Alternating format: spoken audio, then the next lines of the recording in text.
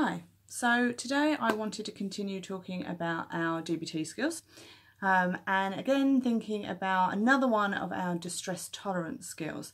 So remember, these are skills about getting through the moment without making it worse. So they're not going to solve the problem, they're not going to make everything better, but they will mean that you can tolerate that distress in the moment and get through it rather than acting in a manner that might actually create more problems and more distress for you. So the skill I want to talk to you about today is Self Soothe. And this is really about, at times when there is high emotions, high distress, being able to bring that distress down slightly, being able to create somewhat of a pause so then later on you can think about problem solving. And one of the ways that we can bring our emotions down is just by bringing a sense of soothing or a sense of comfort to ourselves. If we think back to young babies, when they are distressed, when they're upset, when they're crying, what parents and caregivers do is they provide them with a sense of soothing, a sense of comfort, whether they go and just cuddle them or pick them up or rock them, but they have a sense of soothing in that which makes them feel comforted, makes them feel safe, and that emotional distress that they're feeling then goes down. Now, this is a skill that we learn and babies learn, but it's a skill sometimes that we always look to others for. So we look to others to help comfort us and soothe us and bring a sense of nurturing. And that's okay when somebody's there, but there will be times when we get distressed, we have really high emotions, and nobody's around to soothe us or to comfort us. So it's a really good idea to be able to have that skill ourselves.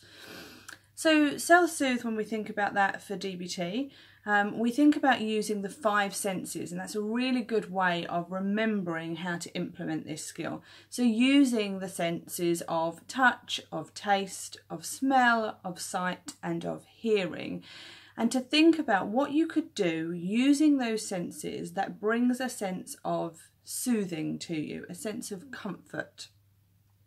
And so these are different to some of just our distraction skills, which just keep us occupied. You really need to think about things that actually make you feel comforted.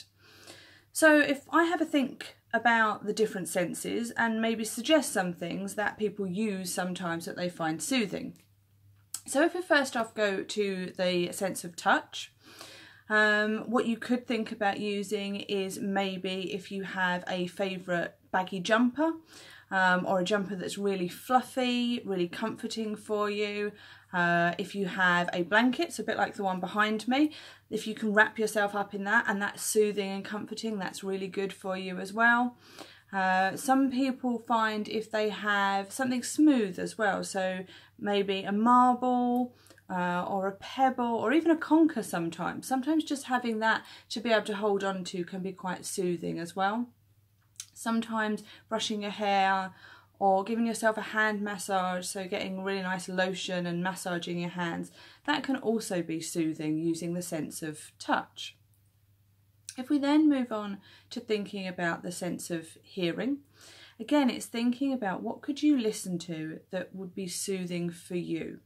Now, one of the things we think of straight away is music, and that would be really, really good. So if you have a music that is soothing, is comforting, that is relaxing for you, so maybe that's classical music, maybe that's just relaxation type music, then that would be really, really good. But we have to remember, sometimes our distress comes when we don't have things available to us. So we might not have any music available to us. So it might be worth thinking about what are some of the sounds that are around us day to day that we could use that would be soothing. So that might be things like listening to the birds outside, or listening to the rain as it falls down on the windows, listening to just the wind outside in the leaves as well. That can be quite soothing. So it's thinking about things that we can use to help soothe us, and also thinking about what's around us that we can use as well, that we can use our senses for. So then maybe moving on to the sense of sight, thinking about what could you look at that is soothing for you. So that might be, again, going outside and looking at nature. So looking at the trees or flowers, looking at the birds around you. Some people have said that looking at clouds can be really helpful. Maybe even at night being able to go out and look at the stars in the sky as well. Because again, we're never sure when that distress is going to hit us either. So we can think about things that we can do during the day and things we can do in the evening as well. It might also be that sometimes looking at pictures of family members can be quite soothing. Now you have to remember with that, sometimes that can be soothing, sometimes that can intensify our distress actually if we miss somebody, if we're not able to be with somebody. So you just have to be a bit careful when you're thinking about photographs of people, because sometimes that can bring up memories for you. It might be though, actually, if you can't go outside and you can't look at nature outside, you might want to print off some pictures of nature. Maybe there is a favourite waterfall that you find looking at soothing, or a beach that you'd really like to go to. And you can print those off and then you can have those with you when you need them as well, and they can be quite soothing to look at. If we then move to the sense of taste, again, it's thinking about what could you taste that for you would be soothing. So that might be your favourite food, but it will be that food that brings that sense of comfort to you, that sense of warmth to you.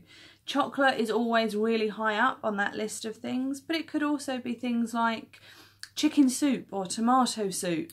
My favourite is really buttery mashed potato. So really thinking about what is that food that I could have that's going to be soothing for me. And really indulging in that in the moment to bring about a sense of calm and comfort for you. Then maybe moving on to the sense of smell, and that might be thinking about things that you have around you that you could use that would be soothing. So do you have a favourite perfume or a favourite deodorant that you use? Maybe a favourite hand lotion or a candle that you have. So anything that you can smell that you think, actually, yeah, that just brings my emotions down slightly. It might be in the summertime, going outside and smelling the cut grass, or baking something and just having the smell of that in your house as well. That can be in itself quite soothing as well. So therefore, just thinking about those 5 senses, and hopefully I've given you some examples of things that you could do. But it's also thinking about these things are very personal to us and are going to be very, very different for different people as well. So it might be just testing it out. Go and see and look at different things and think about whether they're soothing and comforting. Trying different smells that maybe you haven't had before and see if that's comforting for you as well. As with all the DBTs, it's about practicing, but also making it personal to you as well. What works for me might not work for you, and maybe what works for you doesn't work for somebody else. And so it's about testing these out and really trying them and seeing what works best for you. But just remembering with the self-soothe skills, they are part of our distress tolerance. They are there to help us get through distressing moments, helping us get through without making it worse. And these skills are really about bringing a sense of soothing, a sense of comfort, and a sense of warmth. So those emotions can just calm slightly and just come down slightly. So then you can move on if you choose to then problem solving.